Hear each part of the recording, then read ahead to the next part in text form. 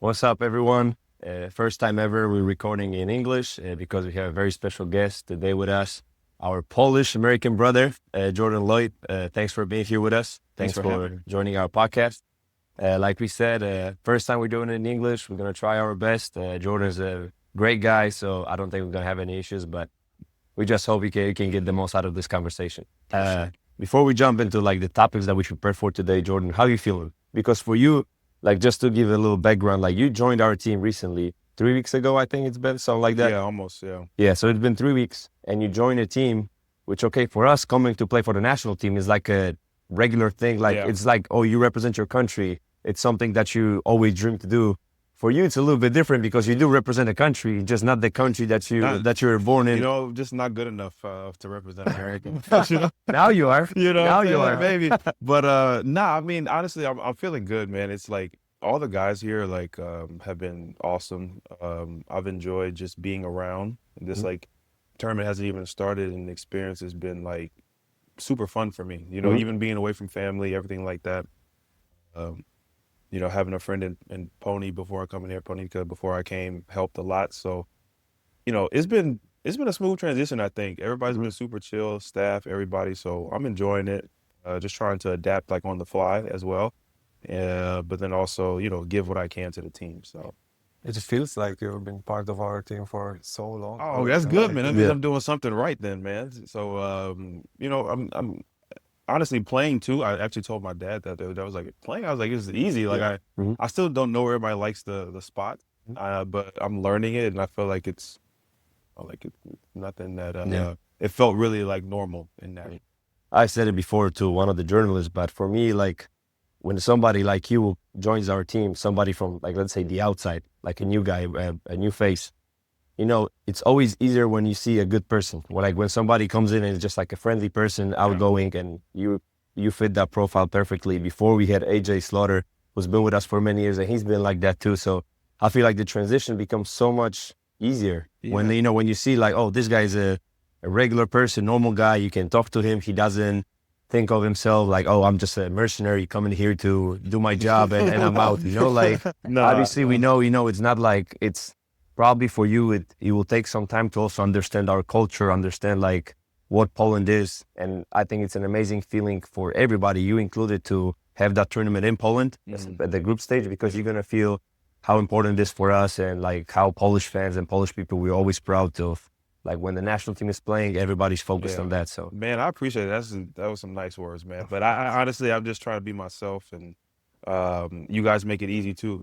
I don't have my guard up. I don't feel like I have to be special or anything. I just kind of have to be myself. So it's been amazing. I'm enjoying meeting everybody, and at 32 now, I'm just getting to do new things, and I mean, I can't complain. It's a blessing, bro. Okay. Can you expand on the whole process? How did it go? How did it all happen? Like throughout since it started, since the idea. because we know it wasn't just like oh, this summer we're signing Jordan. It was been an ongoing process. We were for- waiting was. for you. It Yes. was. It was some years, man. Like it started. I'm trying to be specific. I think it was a 2 few years ye- ago? Yeah, let's Yeah. just say a few years ago, where the communication kind of started, and I knew nothing about any of this. Mhm. It was never a priority of mine to be like, oh, I want to get a passport and play. And Mhm. it was also very kind of different for me. But the conversations were good, but it wasn't the right timing. Um, that following year, I had some like health problems and stuff, so it wasn't like the best. I needed the summer to, recover. I had surgery, all this type of stuff. So, but having, Pony here, like it helped. It made me be like, okay, maybe it would be something if they're willing, Mhm. because at the same time, it wasn't just like we will, we want you to play. It was like just a feeling out process, if that makes sense. So Yeah. it started there, and it kind of just I always say like you never burn bridges. You never know what's gonna happen like later on. So we kept talking, and only thing I told my camp was like we just want it to be the right timing for both sides. If they see something in me and they think I can help, and for me it's the right time. I'm healthy, and I've been great. It's been wonderful. So it's like that's basically how it started. Then having Pony kind of like be in the back of my ear all the time, like, hey, are you thinking about it? Yeah, like think about it a little bit, and it'll be funny. He never, Pony, he's like not gonna pressure you or anything Yeah, like for that. sure. But he was just saying how fun it would be and how great of an experience it would be. And that's basically all it was. It was never like, a lot of people out there have a lot of speculation, like, why are you doing this and this and that? And it's like, I'm sure we'll get to that. That's a great point, and we wanted to touch on that because, you already said that, but the craziest thing for me ever since you've been here is that being able to talk to you and just hear you say like, dude, I'm literally just enjoying this experience. There's no like backstory or like, hey, dude, like it's an easy grab. I can get a passport and be a European in Poland. Realistically, you don't need that passport for nothing because currently right now you're playing for Monaco. That passport would not benefit you in any way. Right. It would probably benefit you in a league like Spain. But you still played in Spain without the passport before, right? Yeah. So you already had that on your resume. So it's funny because like I see a lot of this stuff. I'll be on social media too, but it's funny because everybody usually has like an agenda for why they want to do it. Like I don't have a reason. I don't have no reason to go to Spain. Yes, I'm not going to be naive and be like, okay, this still benefits me. Like I said that publicly. Like this definitely benefits me as I get older. Like it's something I can use, whether it's in Spain or something. But honestly, the main driving force was just like, okay, yes, it's a benefit, but it's just like a new experience for me.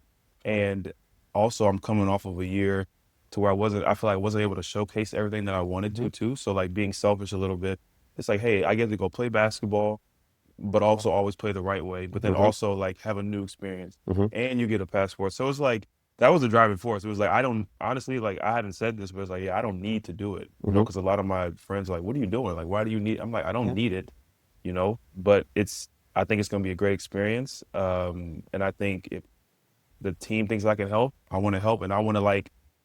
Anytime I commit to something, that's why I told them in the beginning too. Like I didn't want to commit to something if I wasn't like 1,000% in, and I'm like willing to like die out there. So I'm not gonna commit to it and just like kind of half-ass it. So like once the timing was right, I was like, hey, I'm gonna do it, and I'm just like I'm looking at it like, hey man, I want to help you guys, I want to help the team, I want to help the country, and then it's like, why not? It's like a great experience, and I really want to help the team, go somewhere they could. And the timing is perfect because now we have a big event. It's in Poland. Like we obviously want to continue like build on what we achieved in the last Eurobasket, finishing fourth. So, there's a lot of expectation, but also bringing a guy like you, and also you, like you said, wanting to have that platform to shine, to be yourself, which is also, I feel like, a common topic throughout your career. Like whenever you are given a platform, you are able to showcase the best version of Jordan. For the most part, yeah. Yeah. I think it's like, I mean, that's true. Cause like, as you guys know, we all have to fit into some type of system. For sure. Some type of, we're not always able to get the keys, so, and I don't even look at this situation like getting the keys or being able to just go out there and just like, oh, it's all about me. It's like, I really just enjoy playing basketball the right way. Like, I don't feel like I have a lot to prove to a lot of people. It's just more about, hey, I get to go play basketball the right way. I get to have fun. I get to do a new experience. I'm playing against all these amazing players, playing with all amazing players like you guys. So it's like, it's a win-win, and it's just, that's kind of how I'm looking at it. My personal impression, if I can share it with you, like watching you playing in Euroleague, definitely you mentioned that you had a different role, but coming to us, watching the way you play, the versatility, like what you can do on the floor, definitely shows your the range of your abilities, like that you can showcase in our national team. Yeah, for sure. And I mean, like, you got, like, honestly, if we go back to a few years ago, I was able to play a little bit more on ball and stuff like that. Being in Monaco with a bunch of like talented guards, you're not going to be on the ball as much. You have to kind of feel out. And especially this last year, I felt like I was like not in the position that I would like to be in, but that's just how it goes sometimes, unfortunately. But no, but I feel like it's also part of your progression as a player because clearly, like growing up, everybody wants to dance with the ball, like, get their defender off balance. But at the same time, when you're on a team that's stacked with NBA potential, NBA talent, and you got Mike James that is already in that role, like in Monaco, you got to find your own spot. You got to find, and you said it. It's like I've always valued, like, I always told myself I want to be somebody that can adapt, like any situation. So it's like, whether it's on the ball, off the ball, even like over the last couple years, I've become like a pretty decent defender, trying to go guard the other. So like, cause I was never labeled as like a great defender coming up, but like now it's like something I really take pride in, and I don't want people scoring on me. You know what I'm saying? So I want to do that to them.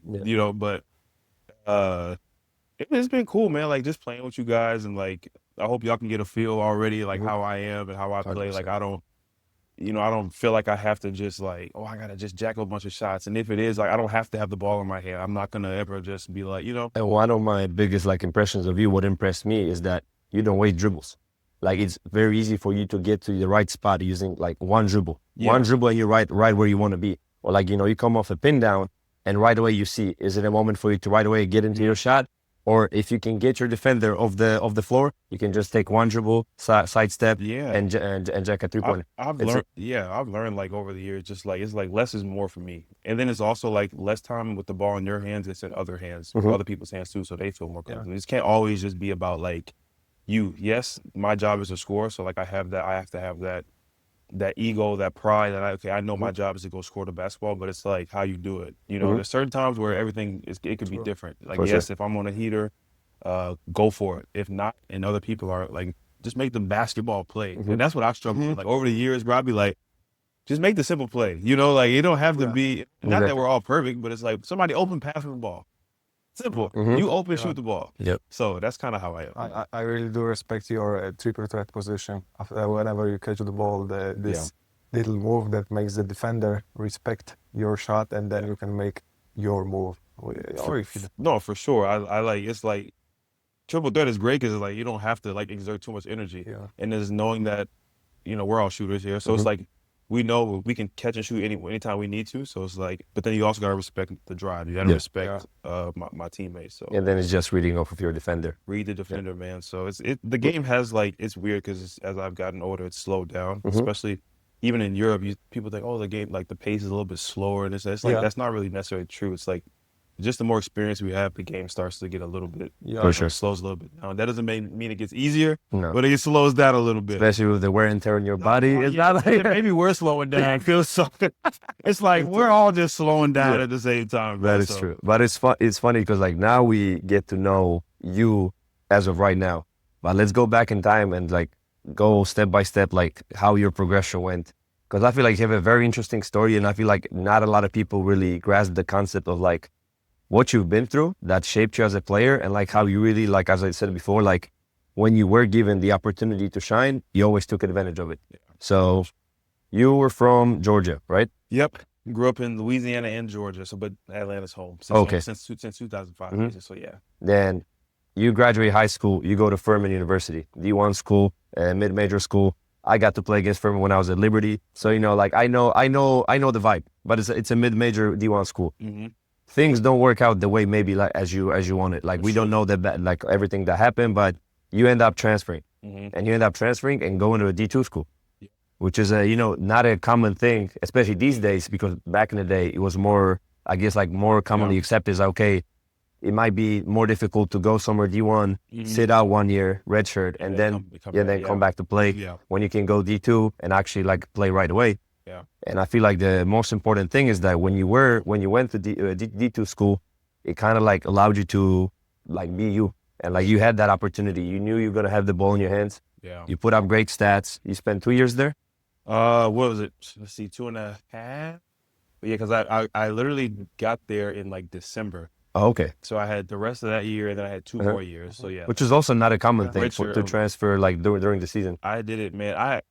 I won't go too much into detail about the college stuff because there was a lot going on. But basically, like, my coach got fired. Oh, okay. I was hurt. The new coach, like, you wanted to clean house? Yeah, basically, he wanted his guys and XYZ. But it basically just happened, like, how do I even explain this? My dad's college, where he went to school, Xavier, New Orleans. Okay.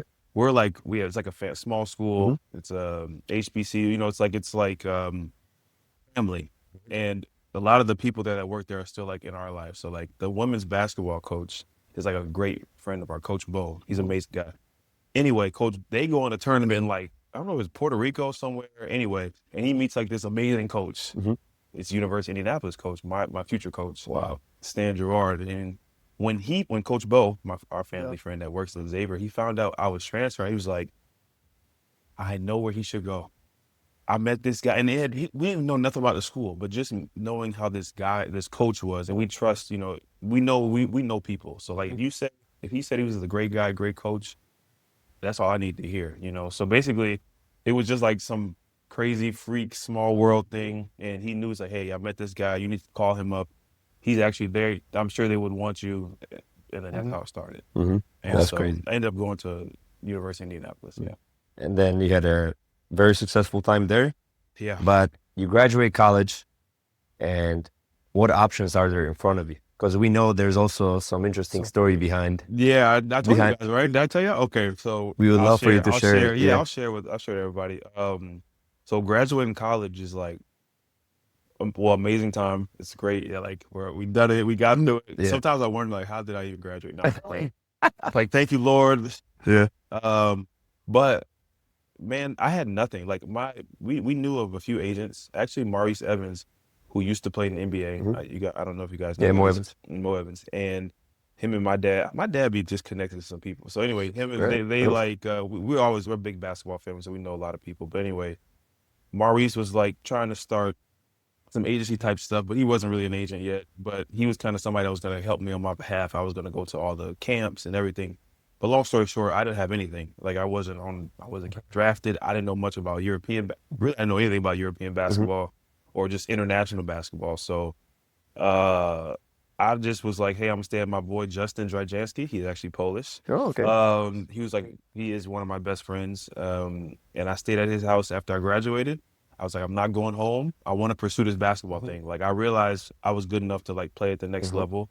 So I was like, hey, I want to pursue it. I don't know what it looks like. Yeah. You want to give it a try? Yeah. So I literally stayed on an air mattress in a room no bigger than this for like all summer and worked out. And I enjoyed it because it's like, yeah, you get to be away from home. You're done with school. It's just like working just out. basketball. Just basketball. Not really paying much of rent. You know, it's like just living. Kind of just coasting. Pure just living. So, man, then the current agent that I ended up getting, let's just fast forward a little bit longer in the summer. I'm not gonna say his name, but anyway, because that's a whole. But the agent I had then, he calls me. He's like, "Do you want to go an NBA pre-draft workout?" And I'm like, "This is the wrong person. Like, what are you talking about?" He's like, "No, seriously." He's like, "Do you want to be in an NBA pre-draft workout?" And I'm like, "Hell yes, I do." And it's funny because like, if I would have been in Atlanta, that would have never happened. And the only reason, but the funniest thing is the only reason I got that call is because somebody dropped out the night before. So I don't know if they were sick, they couldn't make it. I don't know. Whoever that person is, thank you. Thank you. Yeah. Seriously, because that was my kind of a, and it could have been good, could have been bad. I don't know. But basically, the next, like I'm at my friend's house the next morning at 7 a.m. A car comes to pick me up and I'm going to the field house in Indiana for a Pacers pre-draft workout. And I'm like, this is insane. Like, I'm just like I was decently known around the city of Indianapolis, so I'm sure that helped me. But like me just being there and then be like, okay, we just need somebody to fill a spot. So anyway, I was in there with Alex Poitras, Torian Prince, man, who are some other people in my group, man? Was it a group Kellen of six? Dunham, Six group players? of 6 players. And I'm just like, I meet Larry Bird in the morning, like he's there, and I'm just I shoot my first like NBA three. I'm going out there warming up. I'm just like, this is a long ass way away. You know what I'm saying? It's like NBA three is far. Yes. I'm coming out of college, I'm just like, this is insane. They give us the gear. I'm just like, I can't really believe it. It was almost like really weird. So anyway, I don't want to draw it out too long, but I do the 6-man workout. We were there for like a couple hours and I felt like I did okay. Like I held my own. Like I just wanted to work super hard. I didn't feel like I was the most talented out there, but I felt like, hey, I'm okay. You know? So anyway, I knew I wasn't getting drafted, but obviously by the Pacers, but I waited and I was like, okay, we'll see what happens. And I get a call and they're like, hey, they want to draft you for their D-League team at the time. That's how old we are, the D-League. And then so I was just like ecstatic. For me, I'm just like, I don't care what's going on. So anyway, I get drafted by them and it was like round like 8. I don't know what it was or whatever. I get drafted to the Fort Wayne Mad Ants, the Pacers like D-League team. And then, but then I'm like, okay, I'm excited. But then they're like, no, you still got to make the team. So it's like 12 or 14 people, 15 people go to a training camp. Okay. And then they only take 10. So it doesn't matter if you're drafted. That's bad. So I'm on a high. They're like, well, you still got to make the team. I'm like, bro. Here comes another it's just test. another test. So, I always say like, stay ready so you don't got to get ready. I was pretty much as ready as I could be. I was working out all the time, and I just went out there with nothing to lose, man. And Dude, one of my favorite sayings is like, when the opportunity presents itself, it's too late to prepare. And I feel like that's a perfect explanation. It's perfect like, example. imagine if you decide to even like that weekend, you say, hey, let me go home to my family, just kick it with my friends. Or just like that's what I'm saying, man. Like the guy I was looking out to, yeah, it was just like, so if I was just doing anything else differently, I might have not been able to make that because it was the next morning. And then that's how I started my career, man. Played a full year in the D League, and then it just went from there. Well, we had a good team. I would say pretty successful year in D League. Solid D. And then another break for me, which is side note. I always say this too. Like, there's a lot of talented hoopers out there, but people just don't get the opportunity. You know, you have to be blessed. You got to have a little bit of luck. Yeah. And so I know that I have enough common sense to know that. But we had a point guard, Julian Stone, who was the starting point guard, and I was coming off the bench, playing really well, coming off the bench in the D League. And then he goes to overseas in the middle of the season. Now I'm starting point guard. So numbers get even better. I get even more of a light. I'm getting summer league calls, and I'm starting to play summer league. So you played summer league with the Raptors, right? Your future NBA I did with the Pacers in Orlando and Toronto. So I was always on Toronto's like radar. And for some reason, I look back that those two times, 3 times I played Toronto, I like was killing them, like versus their team. So like, I don't know what it was, and you know, hindsight, it's like I ended up being there. So yeah, had a good year in the D League, and then.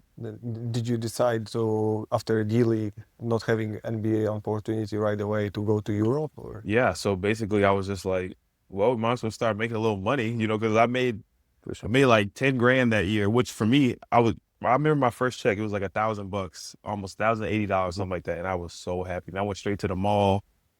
When got, you know, like I was super excited, man. It's like somebody's paying you to do what you love. Like, how crazy is that, bro? Yeah. So now I'm like, all right, let's make a little money. I don't want to stay in the D League anymore. You know, I could have, but a team in Israel, Eilat Israel, they called and had a great offer, and I was like, even though my family was like, what, Israel? Yeah. No, you know, like it's so far away.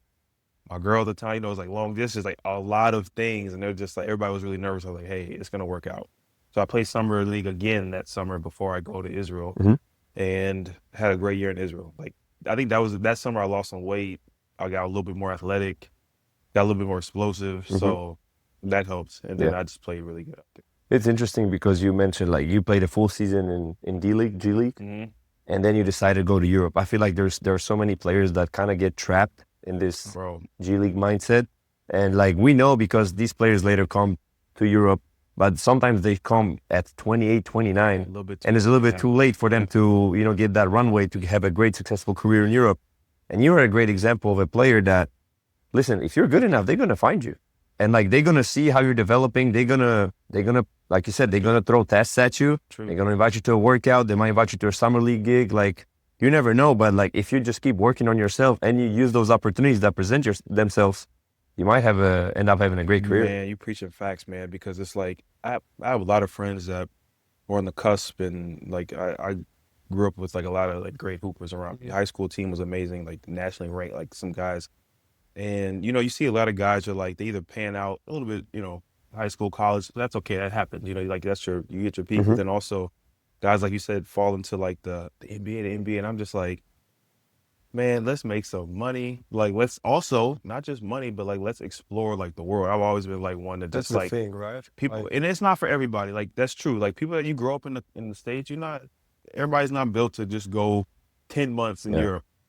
It's just simply not. I know a lot of people that just like, I'm not doing this. And some dudes be playing for 10 years in Europe, and all they know is their apartment. They never step outside. So it's like they never step outside, and then when you stay there, you get homesick. You start so it's just like I was kind of looking back as a kid. I was always on the move, always traveling. My family always put me in different situations. So it's like I feel like I was cool with it. You know, whatever happens, like.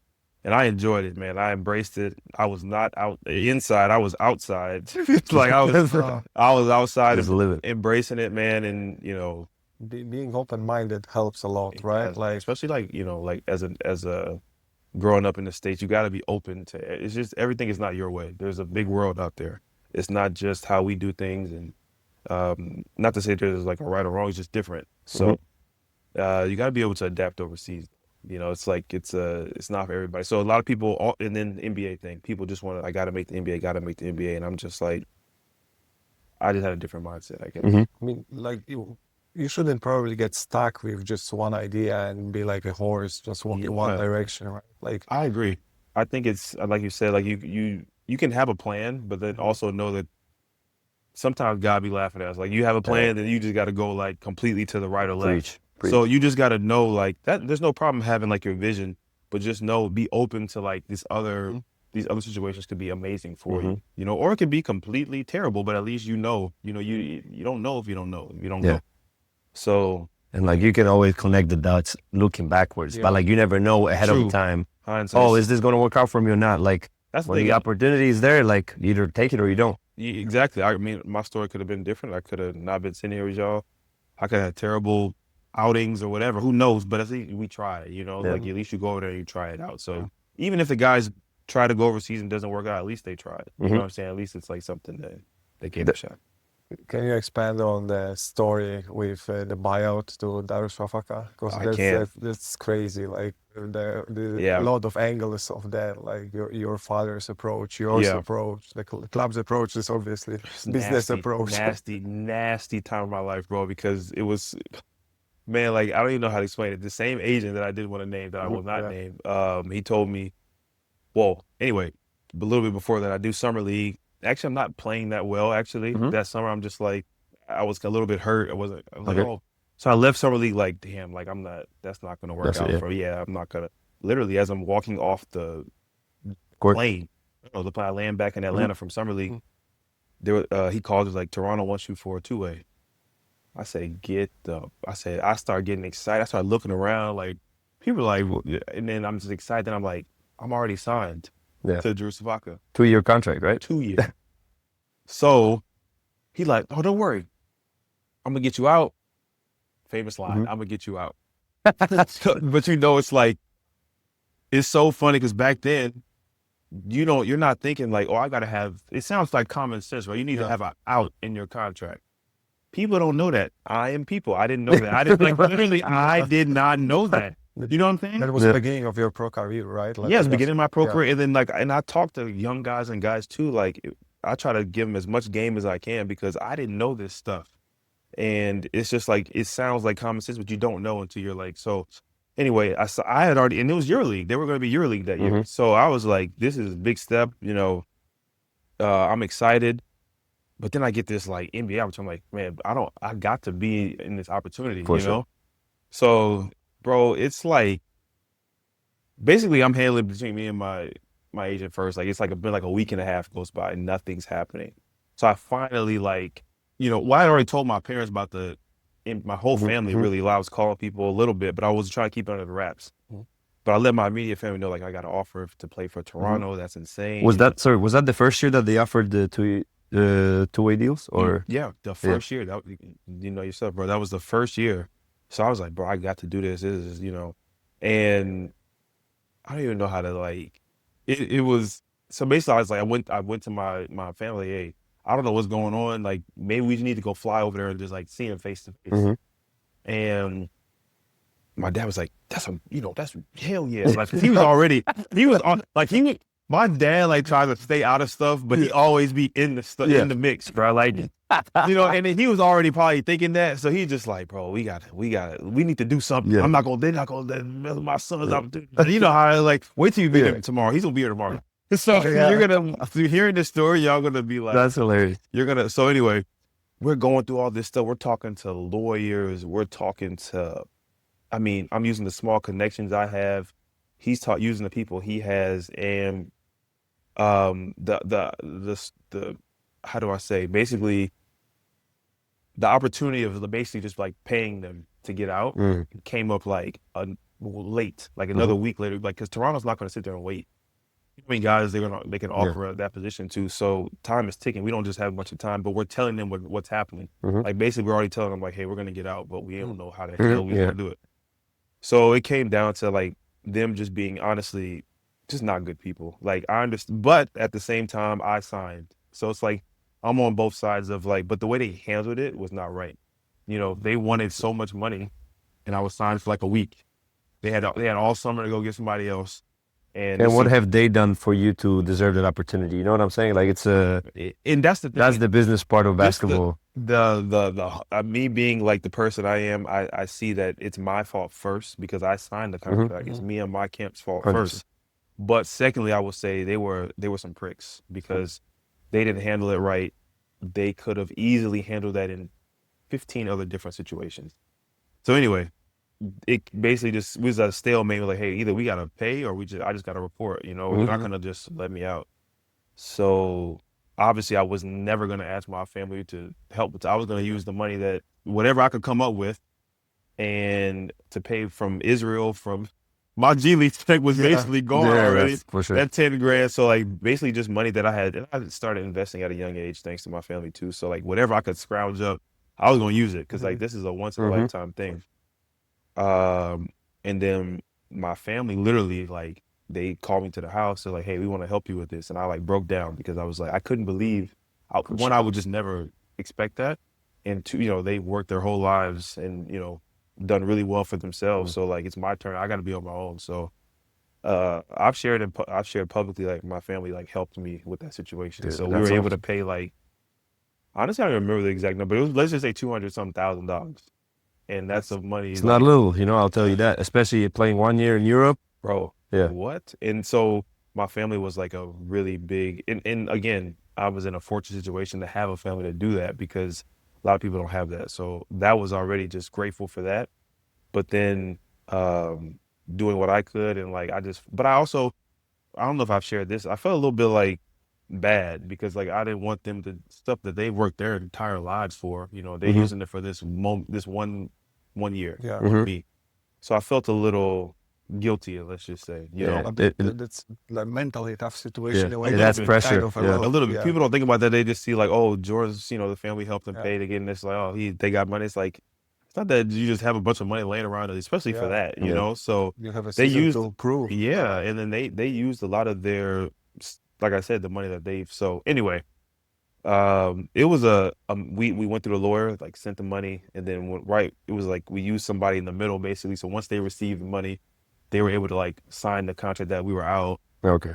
And man, you know what? Those dudes, bro, I'm telling you, like they were not willing to negotiate at all, not willing to help me out, and they were the worst team in Euroleague that year. That's all I'm gonna say. And I went on and one of the best years of my life. And you became an NBA champion. Not too many people can say that. That's insane to me. So it's like, you know, I don't wish ill will on their team or their club or anything like that, but they could have handled that so much better. But again, like I said, firstly, it's on me. Bro. That definitely, like looking from this perspective, there is a lot of more classy teams that would handle this in your favor. Yeah, but it's like they wanted more than I was getting in 1 year. Yeah. So it's you know, I didn't sign. I think my contract was less than that for 1 year. So it's just like you asking for that, and it's insane. And I'm sure they didn't think that we would actually pay them. Which is, you know, I hate these situations because at the same time, if you would have showed up and you wouldn't have passed your medical exam, then what?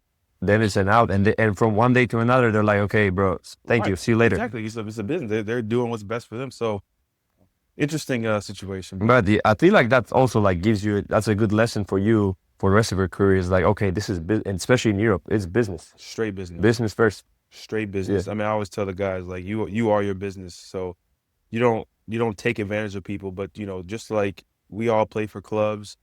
We're using each other, you know, they need us to perform, and then you know, it's our livelihood. So it's like, you know, you have some common sense with it, but it's at the same time, it's always a business. It's always looked at as a business.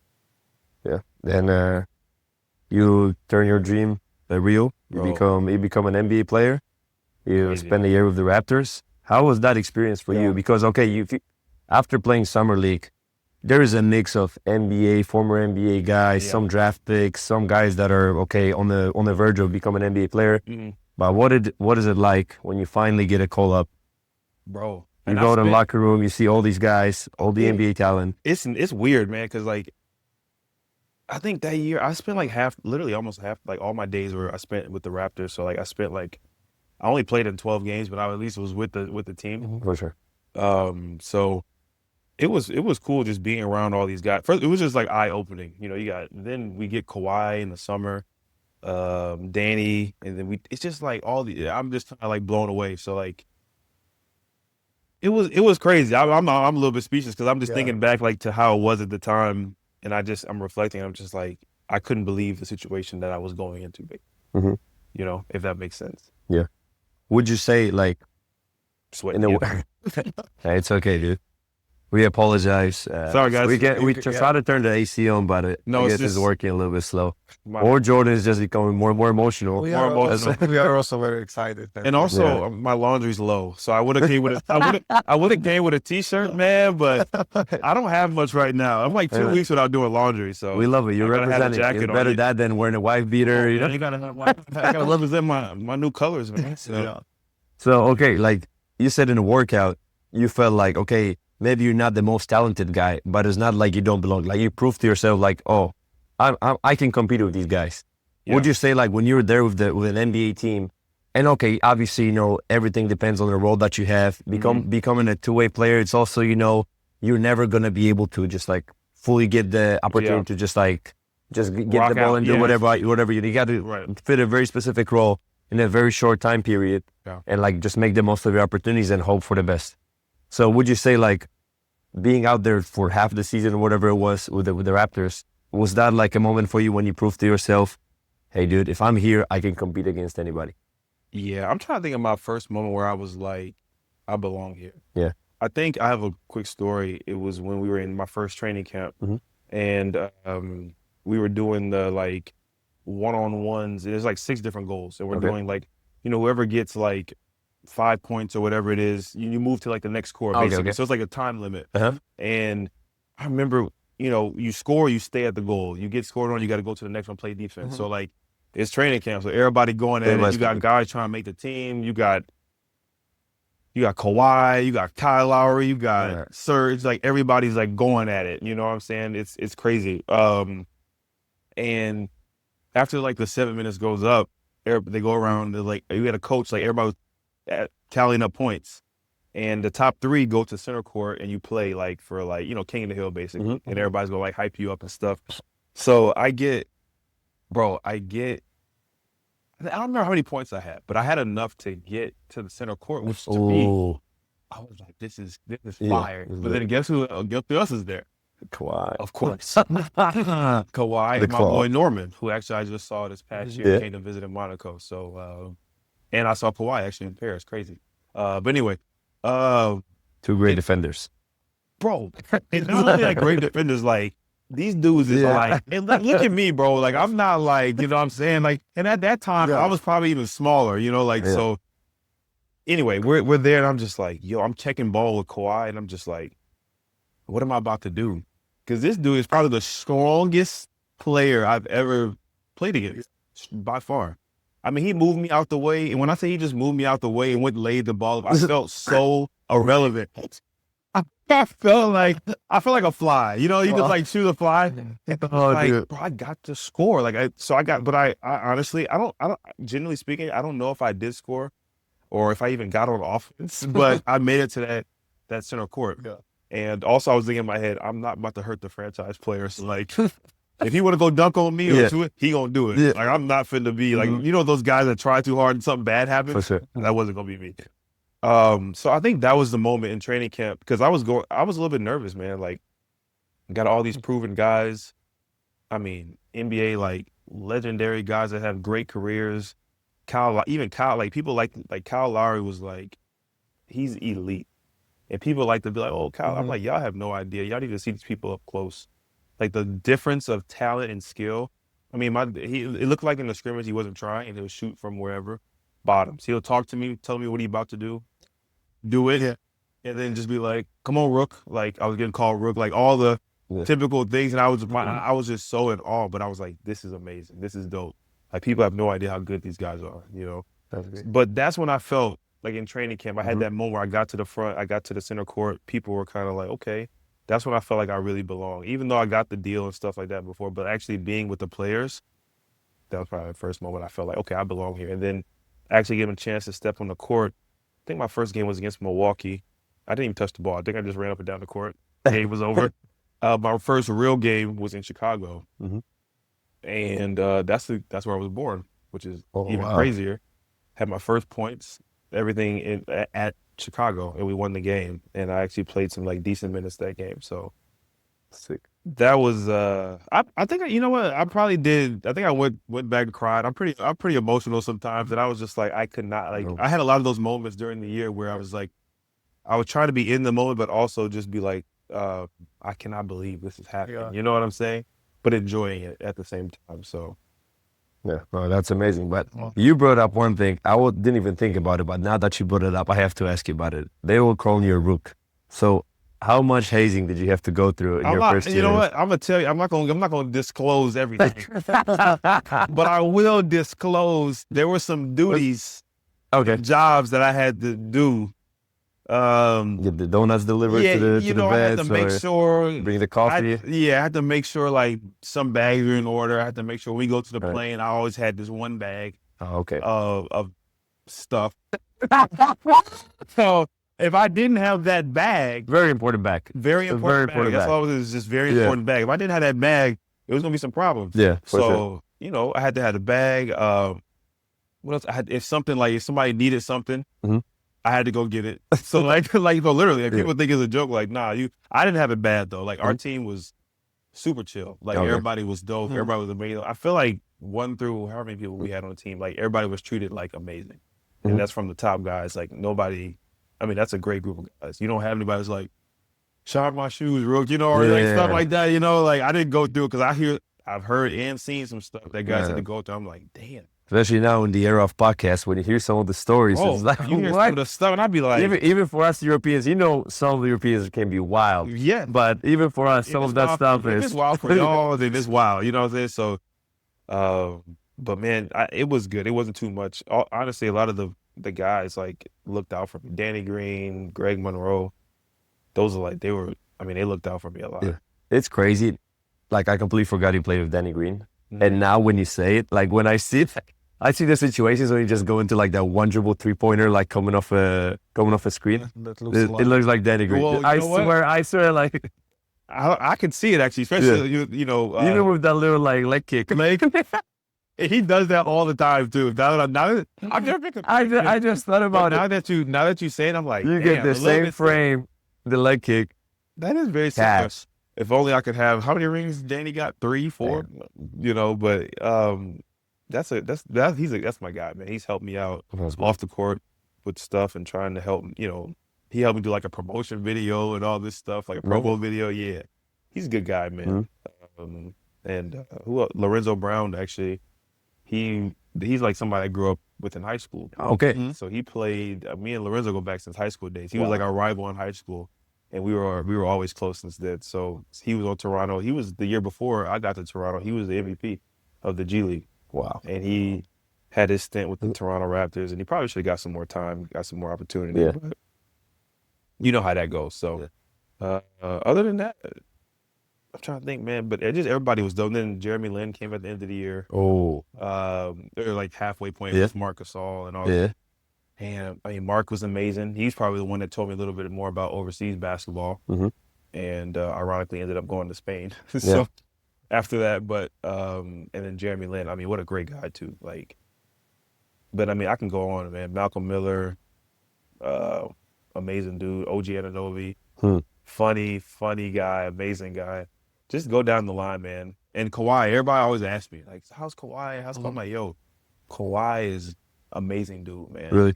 Yeah, he's just like, everybody thinks like, because he don't like the media or he doesn't want to, talk to the media, he's like going to be, like, that's not how he is off camera, he's just like normal, it's just like kicking it. He just don't probably like talking to the media, so like. Would you say he's a funny guy? He's a funny guy. Yeah, okay. Board man gets paid, you know what I'm saying? But, man, that was probably the best. I mean, got to be one of his best years of basketball. Man.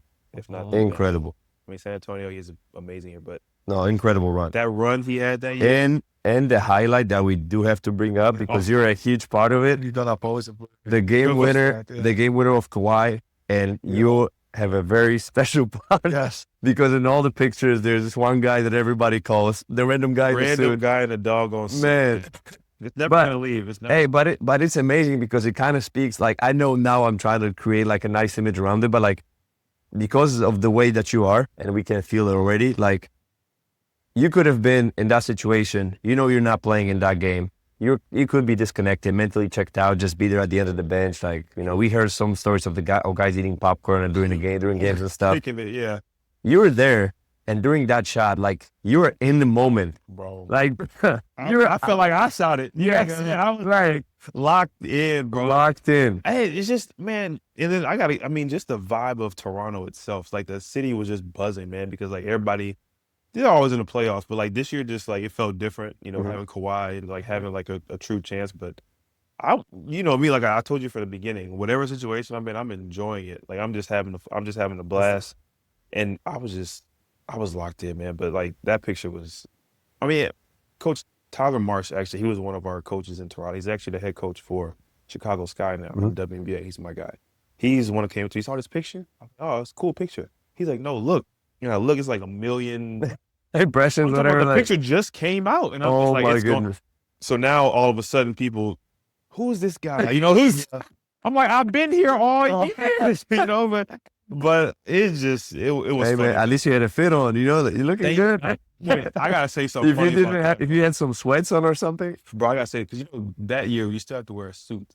Yeah. Like, we still have to wear suit jackets. So I'm still being cheap. Like I'm over here like, man, I ain't gonna buy no suit. Like so I had black jeans on. yeah, With the suit from H&M, like the H&M Just a cheap, second. not fitted. And then I had this like this casino shirt on under it. I don't even know where I got it from. Yo, I think from Nordstrom or something, like a casino type shirt. And I was like, that's hilarious. yo, and thank God but then people was roasting my Jordans because they look like their size like 55. Like Oh, you had the 12? Yeah, the 12, the taxi They look one. nasty, But man. They look crazy. But it's the shoe, like you know, like it's the colorway, The like the colorway. white with the black in the front. Exactly. Like it was put together decently, but I started telling myself like, well, you know, we in the playoffs, not be in these suits. I gotta like at least, but I still was being cheap. Like I could have did so much better. Right. But you didn't know. H&M suits, Hey, $25, $30. Better that than The other just, way around. I didn't notice black that. and sweats. You didn't know. Nobody noticed what Man, type of suit nobody. it was. So now you know, man. It's straight out the mall, yo. So Would you ever have that picture at your home? have You have it? Yeah. not on my wishes. I didn't. The thing Next to your bed? You think it's so cool? no, it's in our freaking our new basement, man. It's like a, Oh, okay. like You got a little this man cave? big, yeah. Who else? My dad. You got to get that blown up. You got to get that. You got to get that. Like, Bigger. I was like, And you're all- I've seen the picture 1,000 times. People still sending me the picture. Like, I don't know I'm in the picture. So That's hilarious. anyway, it's in the memorabilia room. Let's Yeah. just say that. So yeah, it's in the house. The way you handled this situation, I mean, with the random guy in a suit, So- was also classy. Which I didn't think was gonna like take off because after we ended up winning, I never forgot what the lady. I need to get her name because like I'm doing these this stuff. And I don't remember her name, but she was naming everybody. She's like, "Oh, you got Embiid, you got Kawhi, and this random guy in the suit." And she made it seem like I was a guy, like a fan. Like I was just like, "Well, like I'm on the team," but you know, but it's cool. Like she's not supposed to know. Yeah. Like, who am I? I don't care. But like it was just funny the way she said it. So then after we won, I was like, "Oh, parade day!" So I told my girl Shelby, she works for the team, like with all the players and stuff. And I was like, "Just make me a plain shirt that says random guy in a suit because I want to That's have hilarious. a play." Now that we've won, and like I had a great year, like I'm feeling myself. Yeah. I had a good year in the G League, you know, first team. So I'm gonna do like a little joke on it, and then man, when I said it took off, like I couldn't believe. I didn't think people were really gonna like catch on like that, Mhm. bro. It went crazy. So Yeah. people loved it. It was pretty cool. That's a great way. You know, sometimes just one moment can like make people like notice you. Yeah. And, like kind of like can jumpstart your. I mean, I'm not saying you're gonna become No, an but- influencer or something, but like, you can I be. could have. My mom was the one. She was like, "Why didn't you try to capitalize on that?" You know, and I'm just Yeah. like, "What am I supposed to do?" Like, I can't get like I didn't take the picture. You want to Yeah. get paid for the picture? Like I don't know. what Change else. your Twitter handle Change my- to yeah, like, you know, at the end of the day, I still want to be known as a hooper. You know, so it was really fun. Yeah, a fun play on it. We had fun on the parade, man. Marcus saw it. Oh, we seen the video. You saw the We've videos? seen Yeah, the video. I mean, him just coming in with the family, like, oh no, guys, you know, we're gonna just enjoy the scenery, and I gotta fly out. Mark, an hour later, Mark. I mean, you He's couldn't help gone. yourself. The energy was amazing, man. I mean, the crowd loved him. Like and I was just sitting there just enjoying it, man. Like, we were the last bus, so I was able to see like probably the biggest parade of sports history, I think, man. Wow, that's incredible. One out. Can you even compare it to anything like in Europe that you've had so far? Like Nothing. There is absolutely nothing that can compare to that feeling and that type of event, let's say. I mean, there's like 3 million people, they said. wow. Like the whole country shut down. Nobody went to work. Seriously. Wow. Whole country, nobody went to work. Nobody, I mean, it was, yeah, it was insane. I mean, and we partied for a week straight.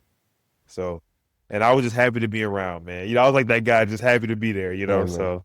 Perfect timing. And it is just like the happy ending to the story that like this, how the summer started for you with trying to find a way out of your contract in Europe to like closing it with a parade and a championship. That's probably the sweetest feeling ever. It is, bro. And I mean, even now people be like, oh, you're an NBA champion. And I'm just like, the hooper in me, I'm just like, yeah, I was on the team. I always say like, yeah, I was just happen to be there. I joke about it because it is a little bit weird and a little bit different because, you know, you didn't play. But at the same time, I don't take it away from being able to make that team and still contribute, you know? So it's like, it's a different feeling. And I think this guy asked me the other day, would you rather like sit on the NBA bench or like play, you know, in Europe and like be like big time? I was like, play any day. I mean, David, you've done both. Yeah, I guess so. But if I had to pick one, it would really be play because like there's nothing better than that. Nobody can take it away from you. That you There are you go. part of it. You experience that. Amen. And what about this off season after the NBA championship? How what your mindset is? You had that 2-year deal with Raptors, signed a right? 2-year, yep. And hindsight, the same agent that I'm not gonna list anymore or name. Basically, it was not the right move. Let me just say that. Hindsight, maybe it would be. Some people sign a 2-year, 2 years, great. But I kind of feel like I outplayed it. Like not to sound like cocky or anything, but like I couldn't play better in the D League or G League, whatever it's called at that time. I mean, I was second in MVP voting, like You got like 20 plus points per game. 22, right? 6 and 6. Like Toronto really wanted me to be more of a point guard, and I was trying to show that I could play make and shoot, defend. Like I had left that season saying like I don't even know who that guy was sometimes. I was playing out of my body. Like I look at some of the I'm like, yo, that's the one year I really feel like you know. So I told him, I said, are they gonna like convert me to a regular, you know, I feel like I earned a regular spot. Nope. We got you on the 2-year 2-way. Why would they? They would get somebody else. Business move. Business. Why would they? I understand that. Why would they? I mean, I'm supposed to be there. So I say, well, let's go.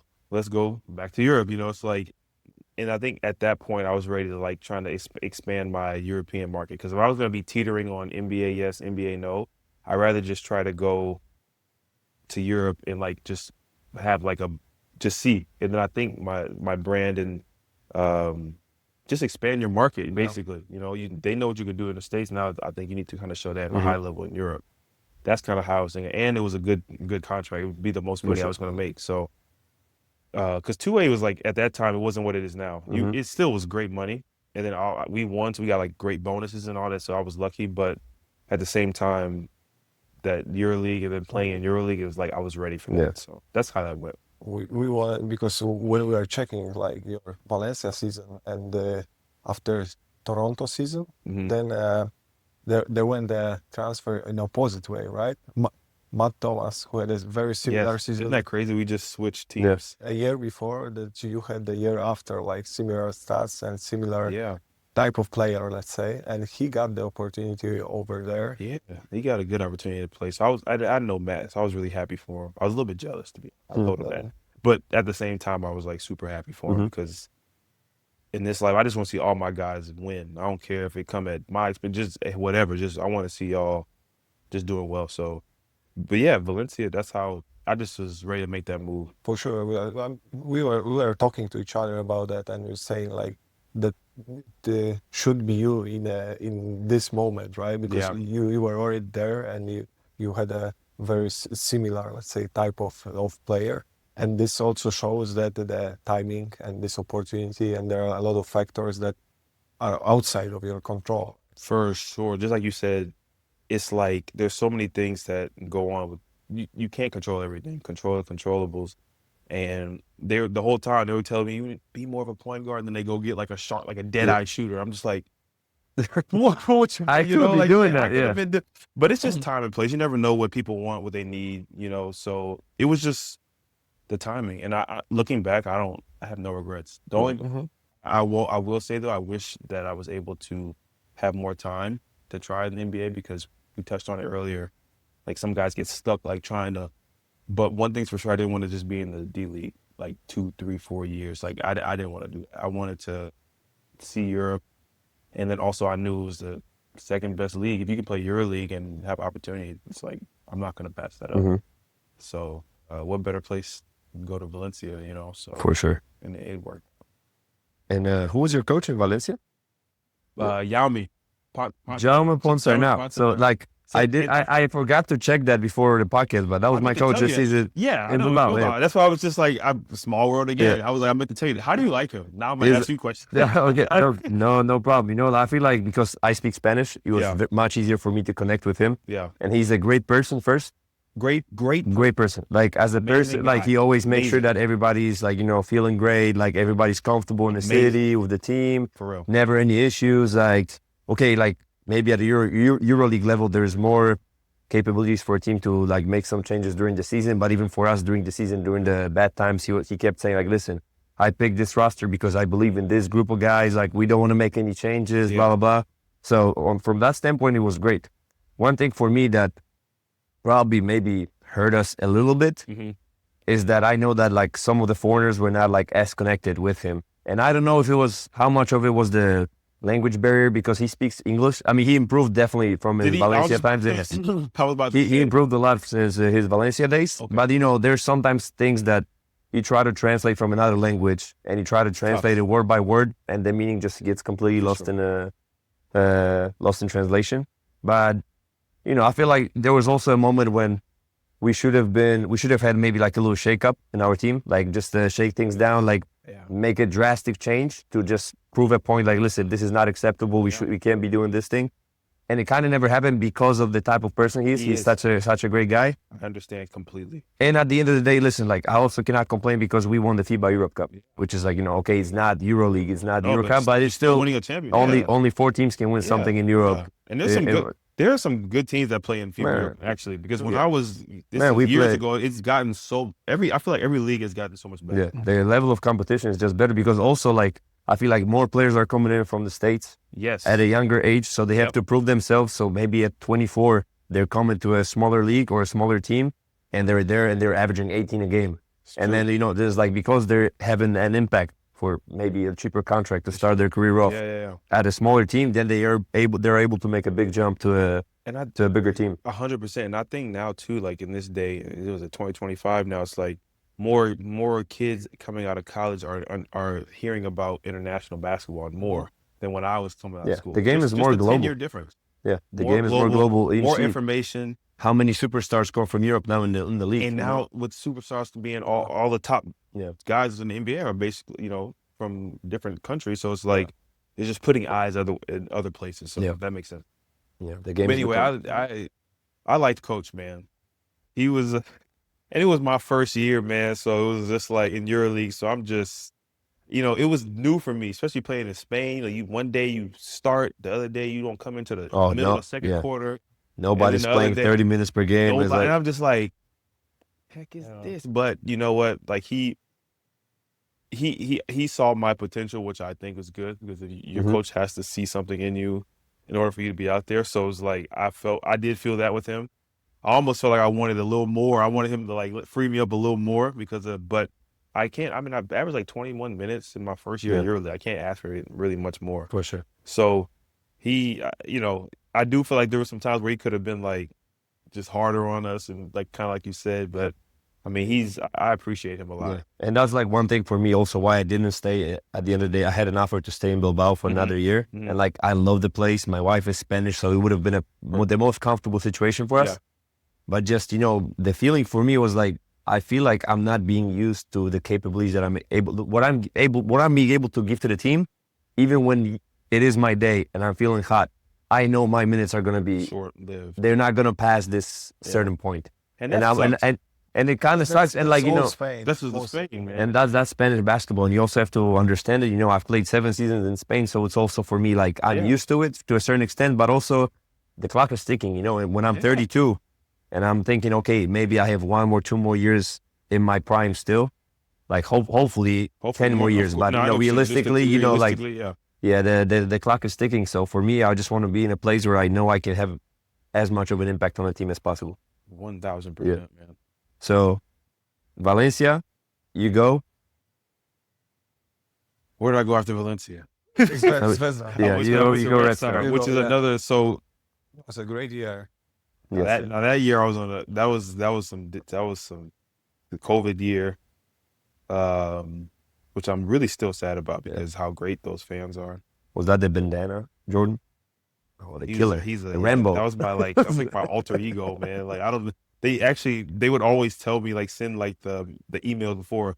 He's not allowed to wear that anymore. I'm still going out there. It was just, I felt like it gave me powers, man. Mamba mentality. Yeah, bro. It was like, anyway, so Red Star was like the first. So Valencia was like great. Like I was able to have like show sparks of like amazing games. Like I think when I was at Valencia, I played my best game of the year at Panathinaikos and we lost.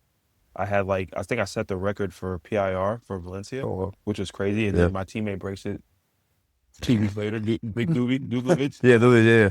I love Doobie. So I'm still mad at him for that because I wasn't able to even say that. Like, yeah. But you know, Doobie is Valencia legend, so he probably saw you. No, so he probably saw it. Like He probably saw that. Like, yeah, I'll be fine. Like I'm going for that record, bro. So I think I had like 41 PIR, which is crazy. And wow. He goes and gets like 42.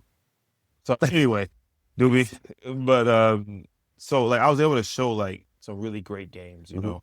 But the move to Red Star was like, hey, you're gonna have the keys and you get to, you know, like just lead a team. So I didn't know how good we were gonna be.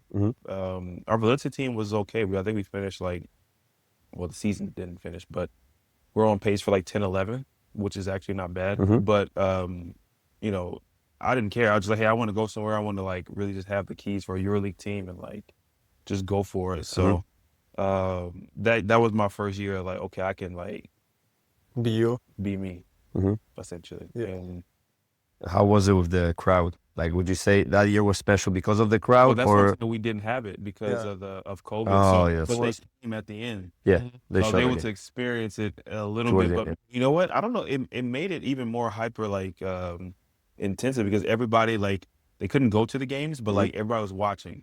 So like, you know what I'm saying? Everybody's you still at home. know. So like I feel like more people were watching basketball than ever before probably. You know? You felt it in the city or? I felt it in the city. I felt it in my social media was insane that year. Like it's just like because everybody's just like telling you what to do. Like one time I posted at like 12:30 that I was playing a video game. Like you need to go to bed. Oh my goodness! Because it's you go a big game tomorrow. I'm just like, thanks. Thanks, yeah. You really like, just it's that type of you know. But I didn't have the pressure of like the home games and the good pressure actually. You know, having the fans behind you and stuff. So I didn't miss out on that, which kind of sucks. But they were able to come at the end for like Ivy League finals, and that was pretty cool. But you said that get ready for game 5. Like what were we talking? we play, you know, because at that time it's like if you have to win the Ivy League to stay in Euroleague. So it's like you want to talk about pressure. Now that is a high pressure situation because you're like basically, and then me in my position, I was like, I'm looking at it like you're going to be the reason we stay Euroleague or don't, and everyone's going to hate or love you for it. Because if you're not in Euroleague the next year, it's like that's like a huge problem, especially for a team like that. So I'm like, oh God, you know, it's just like we're going through it. And I mean, I'm talking about that year. By that time too, I was like really beat up because I was playing a lot of minutes. I was playing hard. Like it was a lot. But man, we get to Budushno, so we beat them twice at home. I'm like, yes, we gonna get one over there. I'm going home. Well, actually, there was Serbian League after that. Okay. Which they tripping about that. They just got that down. I don't know why they think you can continue basketball after what we go through. So anyway, they're like, I'm like, yeah, man, we're going to get game 3 or 4. I don't care. We're going to get one over there. And everybody just kind of laughed. I'm like, what's wrong with y'all? They were like, get ready for game 5. Bronco lies, Cap, big Bronco. And he told me, I was like, what do you mean? He's like, Jordan, get ready for game 5. I was like, Yo, what? Oh, get That's ready for weird. Game 5 is crazy. Yes. But okay, let me get some context. They weren't literally saying that like they were just saying like it was a joke. It was more like obviously we know we can go over there, but it was more of like have your mind prepared because it's about to be some Yeah. shady Yeah. stuff going on. You know, we were really close to winning Game 4. Mhm. I thought we had it and couldn't close it out. And then Game 5, it was just like, bro, you have one game for Euroleague. It's crazy. Yeah. And Nor they. man, I hit a big shot that game to basically seal the game, and I was like, bro, that feeling there was amazing because it was just like the relief, the relief, and then like just trying to be like, okay, we did this, you know what I'm saying? And then like closing it out because it was high pressure over there. For sure. But I enjoyed every second of that year, man. To sum it up, this season you were one of the best EuroLeague scorers. Yeah, I was. I think I finished 3rd or 4th in scoring. I don't remember. Sped was going crazy that year. He was first. Yeah, he couldn't. And then I'm not sure if it was Mike or somebody else. But yeah, I was like, which I think is, I always try to talk about like, like team basketball, not myself or stuff. But that's accomplishment for me to be a top 3 scorer or in EuroLeague for a season is amazing. So 100%. yeah, I mean that's awesome because there are some amazing players that have been doing it a long time. So And you're the #1 point on the scouting report every night. what? I'm getting everybody's Yeah. like best defender, best everything, and then that just makes it even sweeter. So Was there a moment after this season or any other season in EuroLeague that you could come back to the league, to NBA, or what was it? What was your mindset? well, the year. What year is it? I don't remember if I'm getting old. It was when I was at Zenit. It was either when I was going to Russia or like the year after Russia. I think it was the year I signed to go to Zenit. So right after Zvezda. Right after Zvezda, I had a crazy offer in China, which I didn't want to take because I was like, I want to be a part of like the best basketball league I can. Like not to disrespect people who go to China. There's a great, Just a great league. different, It's just a different type of basketball. different type of basketball. And once you get out, like I'm in Euroleague and I'm doing well, so it's like I want to stay there, and ride that wave, and be a part of like you go to China, it might be harder to get back. Who knows? You never know. But I think that summer I had a chance to play for Golden State. Wow. So there was a chance I could have had a minimum contract there for Golden State. And but they told me they were like, he's gonna be in the G League again. He's gonna get sent down a lot. He's gonna, it's gonna be like one of those same situations probably that I had in Toronto. So I'm not, even though I'll be on a regular contract, it's like you're not gonna Which also realistically, like, you're gonna be probably the backup of the greatest shooter of all time. the like backup's backup probably. like But you know what's crazy, bro? That year, guess who won the NBA Finals? Golden State. wow. So I don't know. Maybe I would have did something to mess it up, but that would have been crazy because I need to fact check it if it was that summer or the next summer, but I'm pretty sure it was that summer. And they won the finals that year. So I was like, man, I would able to get another. Yeah. But then again, it's like Who knows? I'd rather be playing. Like Yeah. that's what I kind of was telling you. I'd rather like be playing. I don't want to get sent down to the G League and get labeled as like, especially after a year I just had in EuroLeague. And especially like you already have the NBA ring. Like I know what like you feel. Yeah. You're thinking, oh, if I get a chance, I want to go back to the league. But at the same time, it's not like Not in that. if your career ends today, you're still an NBA champion. Like 100%. nobody can take that away from you. Nobody can take it away, just like you said. It's just like I didn't want to be in that same situation as I was before in Toronto. Like I didn't want to be like, oh, not playing and stuff. If it was a situation where I was like maybe the 10th, 11th guy, or they had a chance that I could potentially be close to the they're cool. But they were honest enough, which I thought was awesome. They told me like, hey, you're not going to play. Obviously, why would I? Yeah, best guards ever. But also just you're going to be in the G League. We want to just keep you on the radar. And I said, no. Yeah. That transparency is key because Amazing. that's all you can ask for. I always say like I'd rather hear the worst truth, yes, the hard truth from the coach, GM, my agent, whatever, than just like sweet talk it. And at the end of the day, I'm like hesitating, like why are things not working out if everybody keeps telling me everything is good and patting me on my back? Like exactly. It just adds to the frustration. That says a lot about their organization, and I'm sure. And I'm not stupid. I mean, they got Steph Curry, Klay Thompson. I know I'm not going over there playing, but it's like, you know, just to be closer than to that side, then you're gonna be in the. When they said G League, I was like, yeah, no, that's okay.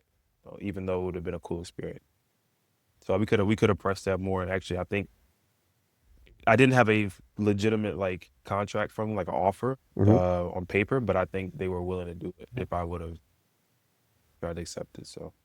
Okay, we go step by step. So you end up going to Russia. Go to Russia. That's where you meet Pony. That's where I meet my guy. That's where I meet our captain. Yeah, and would you say like he was one of your closest friends on the team, and that's what led you guys to stay in contact to? He was. Yeah, we were really close, man. Like, and it's crazy because like he always made an effort to, let's do stuff with the team. Like we wanted everybody to be included. And I just kind of took like a liking to that. I thought that was awesome. Like he always wanted people to hang out and do stuff together. But that team was actually really special. Like I have a lot of close friends on that team. I mentioned Alex Poitras, who I actually had my pre-draft workout with. That's like my brother now. We played our first year in the G League because he was in the G League that year too. And then, man, I mean, he was at my wedding. We went from there. We played together there, and then we ended up joining teams again in Zenit, which was dope. Him, Jordan Mickey, who I'm close, we're pretty close, and then Billy Barron. So we had like a really close knit, and there was a lot of other guys that were Tyson Carter, right? Tyson came later on. Okay. We became close, so it was just like a special group of guys. So that year, and then it just was a tough year basically. For sure. But it just brought everybody that much closer, you know, because we experienced a lot of stuff that year. So yeah, that's where I met Pony. Pony was a hell of a player too because he was like playing out of his position, kind of, sort. He's like he's like a 1 through 3 basically, but I didn't know like he legitimately played point for us like the whole year. I was like, yo, that's elite because I know a lot of people can't just do that, and he was handling it, the pressure, the leading, and I was like, that's awesome. You know what I'm saying? And then he encouraged me a lot. He always told me to like, you know, like he really instilled confidence in me, you know, because sometimes, you know, I might be a little too like just nonchalant or just like no, like you, like, you know what I'm saying, like a little bit hard no, you know how Pony is. So but yeah, that's where we became pretty. Sometimes you can send a message with very few words, you know. Very few. You just look in his eyes and you're like, all right. Yeah, because when he get mad, I don't want him mad at me. Yeah. So if you need any extra motivation for this week, I don't want Pony mad at me, man. So that'll make you work hard. We're on the same boat. Good. We all on the same boat. Yeah. Okay, good. And then from Russia, you end up in Monaco, which is your current team. But there was also a little shift from Monaco after 2 years. First, you were there for 2 years, right? Yep. I did 2 years in Monaco, and then that second year in Monaco was really hard. That was the year I was talking about I had some injuries and stuff. And I had an option for my third year, and basically, they didn't really want me to come back, which is part of the business. It's fine. Yeah. And then I ended up signing it was between that summer, man, it was between Maccabi and Bologna. So, of course, all my family were like, go to Bologna. You know, like, we don't care about just don't go there. You know, me, I'm like, no. Well, you know, I have history with Israel. Like I was like my first place overseas. I have a love like for being there, and I've always wanted to play for Maccabi. Like, it just wasn't the right time. And I know we'll touch on it, but it was like, it was a lot, man. Signing there, like I felt like, man, that's gonna be great because I kind of,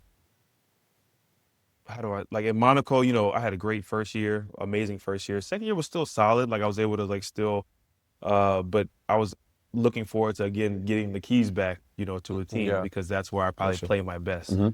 And I was looking for like what better place to do it. I was always like wanting to experience like, you know, like amazing fan base.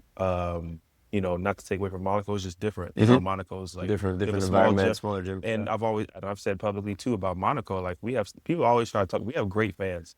It's almost like a family. Everybody there, like, I mean, they're doing stuff for our family. They see us on the street. They come up to us. It's like very personal at Monaco. So I really appreciate that, and I appreciate them for that too. So that's what I really liked about Monaco. But Maccabi would have been a different vibe. Like y'all know how it would be. It was like big fans, like bigger, you know, just like the whole nine. But even though there would have been no home games, I was still willing to be like, you know, let's like, I'm gonna just give it a shot because I really wanted to play for them. And then that didn't work out because everything that happened on October 1st or whatever was going on, man. And it was just like, because I went there by myself first. Because I was like, I knew like from my homework and from people there, they were saying, oh, everything's great. You know, it's like, it's doing okay. And then, you know, occasional like, you know, siren here and there. Cool. Yeah. I'm okay with that, you know. I still was like thinking like, dang, my daughter, my wife gonna be out here. It's gonna be a little scary for him, but we'll adjust. Like, you know, I don't care. You know, yeah, we gonna have to figure it out. But then after that night, man, I was like, I don't see a scenario where I as a father and as a husband, it's like I can't put them in that situation. That just wouldn't be fair. And that's literally how I made the decision. And then even with like that, I still was like, I want to stay. Like I was saying, like I can't even put them in a situation, but I have a loyalty and a commitment to these people. So like when I tell you, torn is like an understatement. I was so like, I felt because like I said, when I commit to something, I don't like to just feel like I'm quitting, or if I don't want to feel like I'm, you know, giving up on it. But this wasn't even about basketball. I mean, I can't. It literally was. I had to sit down and be like, okay, family first. I mean, 100%. I got so much hate and stuff from it, and I understand it, and that's fine. I welcomed it all, like whatever you want to say. People saying I ran this and that. I sure did, I guess, because my family comes first. My daughter, I have a 2-year-old, my wife, they all come first. So Understandable, and I feel like it's not like you were the exception in that situation, you know? Like I feel like it's just if the current circumstances are like this, like I'm sorry, like it's not a regular situation. it's not While there's other places where I can go with my family and actually focus on Exactly. basketball, not just worry about the health of my family and their safety. exactly. Like if it was just me, I probably would have just stayed there. And I don't Yeah. care about myself. Like, you know, Yes. I'll be all right, you know, like It's I had the notion that it was gonna be okay. Like it wasn't gonna be, but that was like the first time it really was to that scale then, you know. So it was hard, but like the people don't realize like I struggled with it and all of that, and I'm still playing games. You know, like I played against Asvel, I played against Monaco, and I'm like not sleeping, man. I'm like really going through it because I just feel like the people were so excited for me to be there, and they were giving so much love, and I wanted to give it back. So it was hard, man. Like I don't think people understand how hard that decision was. It wasn't just like, all right, on to the next, It you know. wasn't just business. It wasn't, because just business would have been like, I mean, before that, I would have just left because there were certain situations that didn't seem, but it was literally just a love for all those people there, the club, the fans. I mean, I step outside, people are just showing love. Like, I go somewhere, people, and that was special for me. So You also touched on a topic that I feel like is not a lot of people talk about it, which is like our families. You said like for us, you can put us in like a room when there is just a bed, bro, and there is a court right next to it. If you pay me enough money, I can survive like that. I'm good, bro. Yeah, I have my phone, I have my laptop, like I'm good. Like good. just give me some, I don't know, Water, like some water, some ice baths after practice, bro. and I'm good. 1,000. But when it comes to your family, your loved ones, it's completely different, you know? And I feel like maybe for like American fans or American people, it's a little bit more difficult to understand it because in the NBA, there's so much money involved that like you can really organize your life however you want it. But for us in Europe, okay, even at the Euroleague level, the contracts are not at that level where that allows you to just completely, I don't know, protect your family from every angle, like make them, if they want to, they can live in another place and just charter every week to come see me play, whatever. And that was a hard part. I know people were like asking like, oh, did Maccabi try to do like everything in their power? They did amazing. They did everything they physically could to try to, you know, I have no gripe or no issue with any, like they literally they tried to do everything. So like I don't want people to think like, oh, they didn't try to look out for them. Man, they did everything in their power and then some, you know, to make me feel like I could like we could work it out, like I could stay. But at the end of the day, like we said, there was just no way I could live on myself knowing that I'm putting my family in this situation. And it just was the smarter thing and the harder thing was to leave.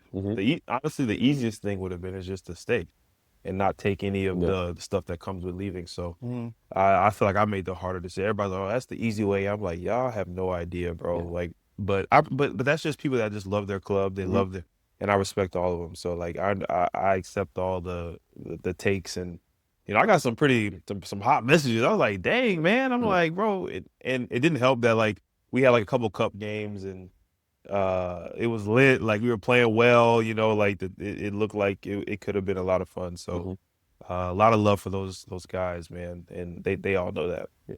And you end up going back to the same team, which is your current team, Monaco.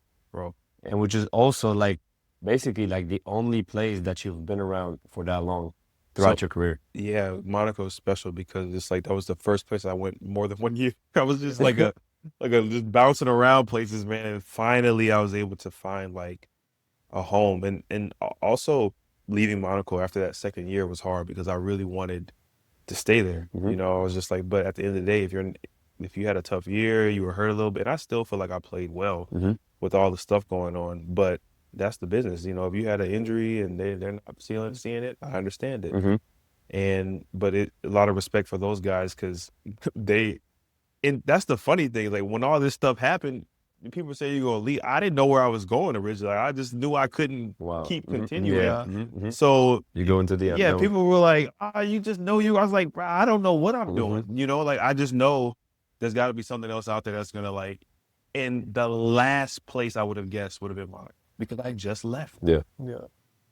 It's like It's like I didn't think at all that I would be ended up back there. So that was crazy. So there was, and I give a lot of, I really wasn't expect like that was the last team I thought that would call because like why would they? They just let me go. I could have, you know. So a lot of people thought it was like, oh, it was planned and like I knew I was gonna go. I was like, I had zero idea. Like, how could you plan to leave a team and then come back? Like, bro, that makes no sense. But anyway, I have a lot of respect for the front office there with Monaco because they were willing to, you know, give me another chance and come back. And I mean, it just made the most sense. Because that was already like, what would you say, October, November? Or it was literally October, like second week of October. So October, so it was already after preseason. Yeah, the league just started. I played 2 games with Maccabi, Euroleague games. So then what happened? Was there an opening in Monaco because of an injury, or they just we could use it? I think we could use a guy that was just like right. I think I don't know if there was a specific injury. I mean, I know Nick Kalatis was battling some stuff at the beginning, so maybe they were a little bit, but Nick turned out to be just fine. He's doing well. So I don't know. I think just they knew I was looking to go somewhere, and they were like, well, it's better to have him than to not. I guess maybe they realized, like, you know, it's like we can, this is the chance to maybe get it back, or maybe they wanted to just keep me. But whatever the reason was, I was like, well, it makes the most sense because I think they were an option. I think Fenner might have been an option that summer, or that time when I was. So it was like a couple teams that I probably, but it's just easier to go back.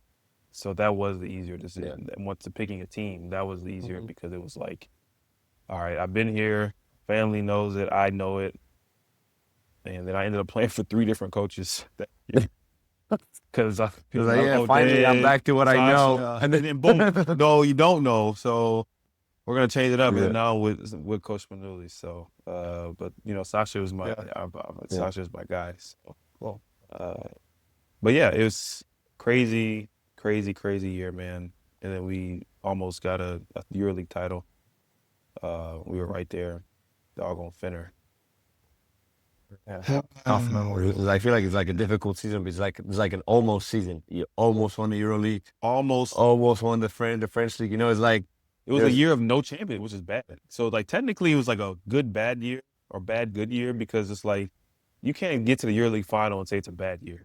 Exactly. But you have no trophies to show for it, so I'm all about like you got to get the trophy in one of the leagues or a cup. We didn't win anything, so. Going back this year, we definitely gonna have that chip on our shoulder. For sure. Okay, so we have like let's say, the broad image of your whole career, what would you say was like the one thing that you've learned throughout the years that like if now you were at this like first stage of your career going into your first D-League contract, what's that one thing that you would say to the younger version of yourself? Like that would maybe prepare you for what's coming. Dang, nobody's ever asked me. That's a good question. I think I have an answer for you, but I don't want to like say it for you. I'll let you say it. Yeah, tell me after the answer because I want to know what you. You when you were 13, you wrote a paper on the wall. Yeah, I was literally like, what year was that? That had to be like when I moved to Georgia. So yeah, like around 2007. I moved in 05, so maybe like a little bit after. So yeah, I had like a little bit of like a what do I say, like a promise letter or whatever that I was gonna try to make NBA. So I was like, I had my dad sign it, my mom sign it, my sister signed it. I was like, hey, I'm gonna do everything I can in my power to touch an NBA floor, and then I was able to do that. So that was kind of cool, man. What I tell my younger self starting a pro career? Man, I don't know. I would just tell. I think I would just say. I mean, I was gonna say just something corny, like just enjoy it. but honestly, it's just like I think I would just say don't stress too much. Don't maybe how about this? Don't like think you have a journey like planned out. Just it's not gonna go as you think, but that's not a bad thing. You know, like it's because we all have like these things in our mind. We're starting our career. Oh, I want to do this. It's not probably gonna go how you think, but that could be an amazing thing You for want you. it to be perfect, but you got to be flexible, accepting Man, mistakes. be willing to adapt, and I think that's where I started saying that. Like, man, just always pride on being able to adapt in any situation. Because over this road of our career, we stress a lot. We also we put a lot of stress on ourselves, like yes, especially in the summers, man, when it's time to like figure out what we're doing with our lives. Like we just like, okay, what's going on? And it's just like then your wife starts asking like, hey, you talk to your agent. Right, and then you got the double. Then you're like, well, I'm already pressing them. Now I got to be like, my wife told me to press. Nah, but well, I want to know what were you thinking? I was thinking that you're gonna say like, hey, don't forget that it's business. Professional sports is business first, because I feel like that's the lesson you had to learn throughout the. But it's great that like that's what came to my mind, and your response was, hey, just enjoy it. Yeah. Enjoy it, because it's both. It is true because. Yeah, I think it's funny because I always would probably tell other people that hey, it's a business. Like, don't be surprised if this happens. Like, be on P's and Q's. Take care of yourself. Take care of yourself first. They're gonna use you, and you have to use them the right way as well. But it's a business. But for me, I guess I just never like tried to. I don't know. I just been kind of like I had this mindset of just like riding the wave and enjoying it first, and then just kind of learning the hard way that it was a business. Yeah. But that's a good point too, because I definitely would want to tell myself like, hey, but I always like glass half full. So I guess that's why I don't be like worried about. When you look at this look at your career from the perspective of 13-year-old yourself riding a NBA mission on the wall, you can be proud of yourself. I know, man. I think it won't fully hit me until I'm done playing to that like. To look back at the type of career that I'm still trying to have. So it's like, but just talking with you guys has made me like really reflect, and it's pretty cool. Like it's kind of crazy, but it's like at the same time I'm gonna look back and be like, and say like it was just a lot of. And I always say it was not me. Like I didn't touch on Dejan. It was like really my like not blood brother, but basically my brother growing up since I was like young kid, 10, 11 years old.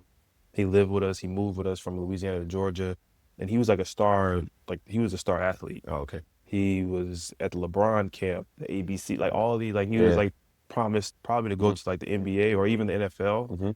And we played together in high school, middle school, AAU, travel ball, and then he ended up, had some issues. He went to Vanderbilt, big time player at Vanderbilt, and then he had some stuff going on and needed to transfer. I was like, yo, just come play with me. He didn't think about it. Went to UND, Play with me. Yeah, play with me. But he ended up passing away in 2015. So damn, like 10 years ago. Yeah. But after he passed away, because it kind of explains a little of my driving force. Like after he passed away, I was like, yo, I gotta like live the dream for both of us because like he was destined to do great. And I was always just kind of the person who's having fun playing. Like I didn't. He was like really like he was always having fun. He never put stress on like, oh, I gotta make it. Yeah. But everybody knew like he was supposed to go some places. So that was like my driving force, man. So like I don't know. I always feel like I had some like I've like help. Like he was my driving force. He was my help. He was like everything, and just God blessed me with a little bit of talent at the same time too. So And that's the mystery of life, I feel like always in these situations, like somebody who everybody thinks like, oh, this guy has the bright future ahead of him. Nothing's guaranteed nothing in is this life. guaranteed, man. And Then at the same time, like you get to see it firsthand, and it maybe changes you in the sense that like now you're able to fully be like maximize your potential and live that life that maybe everybody thought would be for him. Well, you're the one that gets to benefit, but also like the trauma that like the bad event that happened also like kind of was like the motivating force for you to do it. That's the mystery of life for me. That is definitely a mystery of life, man. Because you just never know, like you know what I'm saying? Like you just never know what's gonna happen. You never know how stuff's gonna plan out. So I would just be like, I was watching this show, but it was like it was a SWAT show, and they always say stay liquid because they're like they're going like into all these situations to where, and I was like, that's a fire like just a little statement because you got to just be ready to adapt and adjust on the fly. There's a Bruce Lee quote, martial artist, like famous martial artist, he said, "Be water." Be water. And he was saying like when you're water, like when you go into a glass, you take the shape of a glass. But when you're in a bottle, you take the shape of a bottle. Like when you're a river, like you take the shape of your surroundings. Exactly. Man.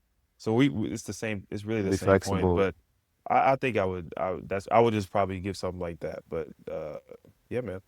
Yeah, that's deep, and I feel like that's a great way to end the episode. Sure. However, I do have the one last thing I have to ask you. Go ahead, Rolf. I need your like all-time teammates top 5. Like not that I would say. Here's the thing. I don't want you to name like the best 5 players that you played with. But I want the group that you want with you on the court every time you step on the court. Like, hey, I will go to war with these guys. So five guys. 5 guys that you trust with, that you love to play with, that they had talent, but they're also like there were guys that you definitely clicked in. Oh. For my teammates? Yeah. You can go the easy route and just drop some 5 NBA names. Nah, I'm not gonna do that. Because I would just say, I'm not even gonna say Kawhi, which is the best player to play with, but like it's not like we were super super close, So, I'm gonna go more on a little combination of like guys that are super close. Okay. And then obviously they can hoop. Yeah. Oh man, I'm gonna start with this is just since I've been a professional, right? So I'm gonna put Alex Poitras. Okay, at the 4. I'm gonna put AP at the 4. He can shoot a little bit. He don't get a chance to like show his range a little bit. I mean, dude, you can put him at the 3. You can put him at the 5. He's strong enough to. And you just want him on the floor with you because like he's a beast. Yeah, I got to play against him in college, so he was like that. Oh, when he was like NBA draft prospect. Oh my goodness. Just before he hurt the knee too. Yeah. Oh my God. The Kentucky Alex Poitras here. Beast. So and he's also like that's my bro, man. Dang. I still got to name 4 other people. So let me go through my teams. To make it easier, you can be in the 5. Just pick a spot that you wanna when you want to play. The 5. You playing a point? Or you're sharpshooters? No, because I got to see who I got. Once I go through my team, you're gonna draw the sets for yourself with the ball for sure. For sure, I got to draw my. I got to get the ball. In Elat, do I have anybody that I want to choose? No, probably not. Toronto. Bro, this is so hard. Wow, man, Okay. I should put Kawhi. Imagine you have. You know what I'm saying? Like, he's the best player. Reasonable choice. He can win you the game, but then you can just enjoy it with your other buddies. Nah, I know that's a cop out. Okay, I think. You know what? I am gonna put. I'm gonna put Billy Barron in there. So. And I know why. You know why? I right? know this story. Yeah. What's The final story you said in Zenit. bro? I'm bro. He is. He I'm gave talking you about, the Al Pacino Any Given Sunday speech. The bro. He gave. First of all, like he just. People don't realize how good he is. Oh, yeah. Like I'm looking, and he had to retire, you know, for some unfortunate stuff with his elbow. But like, he's probably the best shooter I play with.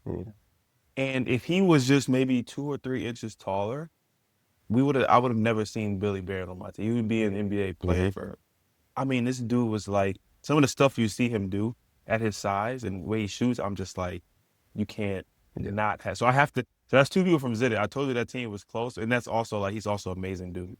So I'm gonna just put Billy. I don't know what position. You don't have to be at the shooting guard position. I did too. I'm gonna go. I'm gonna go. Ooh. I'm gonna go Jerron Blossom game because he's like we're really close. And he's obviously a great player too, and he's like versatile. So we got AP, Jerron, Billy. Let's say you at the point, or Yeah, I mean, I'm gonna try not to put myself. I want to try to name. I want to try to get some other names. you be the coach. Yeah, let me just be like the coach / player coach / GM. Backup. The super backup. Let me put. Bro, why is it so hard? You want to throw some names out? Because I'm struggling. I mean, we got. Yeah. We need the 5-man, right? Doobie. I need a 5. I like Doobie. I got who's the other 5? Like Doobie, and then I play with. You know what? I'm gonna go. Jordan I'm gonna go. You know, at the 5, I'll put Greg Monroe. Ooh. Prime Greg Monroe. Okay. Greg, like I said, he's obviously a hell of a basketball player, but another amazing dude, and he really looked after me that year. So like, he got a special place in my heart. Sure. So I got Greg, AP, I got Jerron. So Jerron got to play the 3. We got Billy, and then I'm gonna put. Let me get a good PG.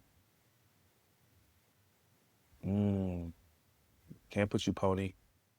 Because I want to put Pony really bad. Now we gotta figure out if Nick Claytis gave you enough passes last season to put him out there. Me and Nick, man, we didn't get a chance to play enough together, man. Okay. Like, I love Nick. I feel like I've been lucky to play with some amazing people. Yeah. Just another amazing person. I feel like I keep saying that, but like I'm not just saying that. If I don't feel like you're a good person, I'm not gonna say it.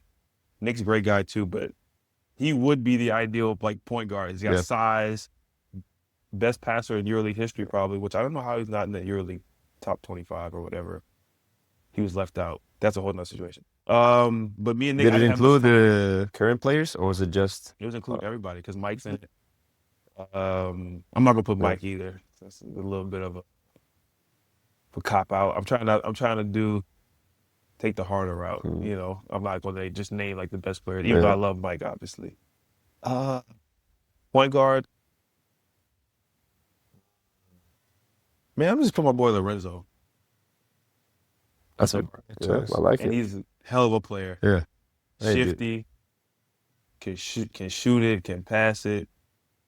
He look like he'd be chilling out there all the time, but he's cold. He's cold. So He got that's my game. thought. And he got game. Hey man, Sorry, that's why for sure is going to the playoffs. We gonna go to the playoffs, you know. It's like If you as a coach, me as a If coach, you as a coach, we're for in the sure suit? going sure.